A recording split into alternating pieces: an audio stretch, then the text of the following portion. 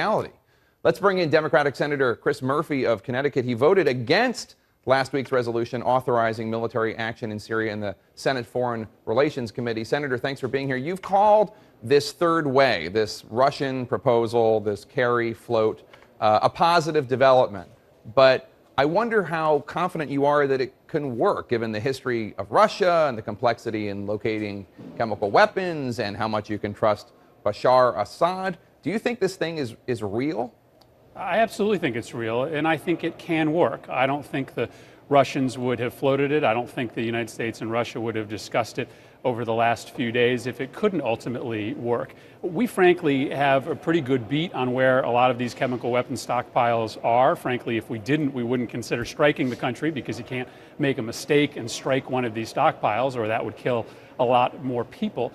So this ultimately can work. I think the fact that Kerry is going to be traveling to meet with the Russian Foreign Secretary is very good news. And I think it makes sense for the Senate to pull back right now, to give the president the time and the space to try to work this out. You know, a lot of us that opposed the resolution in the first place did so because we wanted there to be a more robust international effort.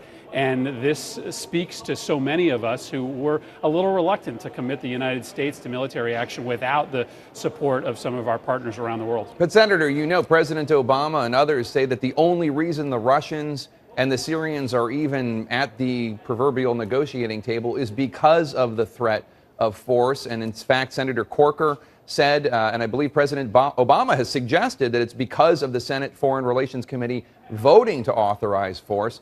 In a way, were you not getting in the way of that diplomatic effort by voting against the authorization?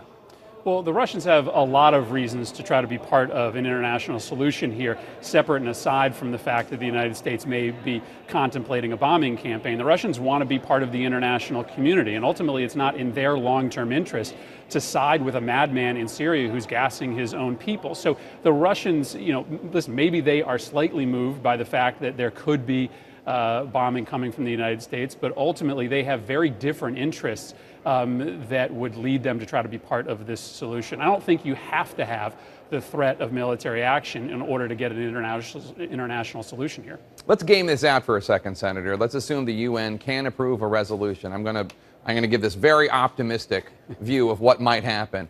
And then the plan works according to some sort of convergence of what the Russians want and what the U.S. wants and the French and the U.K.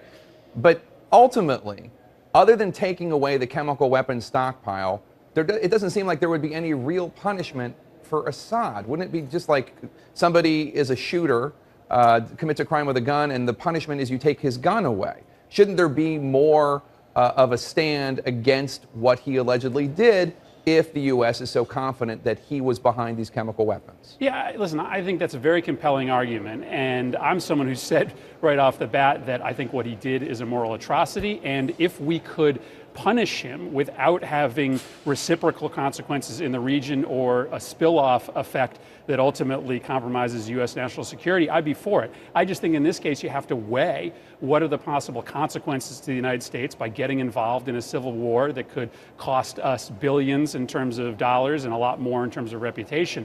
Ultimately, I would love to be able to go in and punish this guy for what he did, but if ultimately that ends up getting the U.S. embroiled in a regional conflict that hurts our national security and causes Assad to take reciprocal actions against his own people or against our interests in the region, it's not worth it. And that's the calculation that so many of us have made. We don't like the fact that he's done this. We think it's an absolute atrocity. We would love to go in and punish him, but if the result of that is that it actually hurts the U.S. national security interests in the long run, we can't be for it. Last question, and a quick answer if you would, Senator.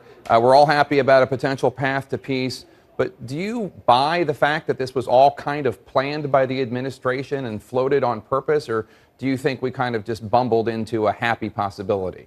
Yeah, you know, I believe in serendipity to a point, but I do believe that the president has been talking to the Russians about this for a number of days at least. And ultimately, there's some pretty smart guys in this administration who I know have been thinking long and hard about every possible way around war. And that's what the president told us today in our caucus meeting with the Democrats, is that he has no interest in going to war. He has no interest in military strikes if he can find a way out of it. I think that the Obama administration has been thinking in very creative ways for a long time about how to avoid military intervention if possible. All right, Senator Chris Murphy of Connecticut, thank you so much for your time.